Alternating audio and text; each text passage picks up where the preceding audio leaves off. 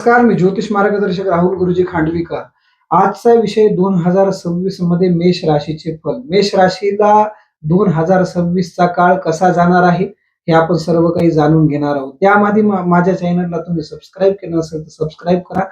नवीन नवीन video पाहण्यासाठी आपल्याला मदत होईल. चला तर मग जाणून घेऊ 2026 चा काळ आपल्याला कशासाठी राहील. एक लक्षात ठेवा, मेष राशीला 7.5चा काळ हा वर्षभर जो जाणार आहे तो प्रथम टप्प्यातच जाणार आहे. त्याच्यामुळे 7.5 मधला तुम्हाला काळ काही बदलणार नाही.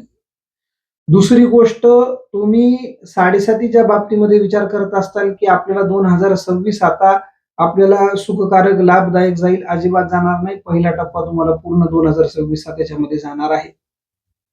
त्यानंतर आपण कुठले काम 2026 मध्ये कुठल्या महिन्यापर्यंत करायचे आहेत, तर जून महिन्यापर्यंत कुठलीही कामं तुम्ही नवीन करू नका. तुमचा उत्साह तुम्ही 2000 जागृत मध्ये जून महिन्यापर्यंत उत्साह वाढू देऊ नका. आहे तशी परिस्थितीमध्ये चला.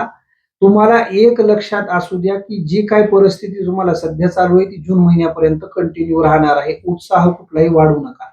जून महिन्यानंतर ऑटोमॅटिक तुम्हाला धन लाभ होईल, नोकरीमध्ये यश प्राप्ती होईल, विवाह जमत नसतील तर विवाह जमून जातील, कार्यामध्ये यशाची प्राप्ती होईल, कुठल्याही कौटुंबिक अडचणी तुमच्या जून महिन्यानंतर दूर होतील. डिसेंबर महिन्यापर्यंत तुम्हाला काळ सुखकारक आणि लाभदायक ठरणार आहे.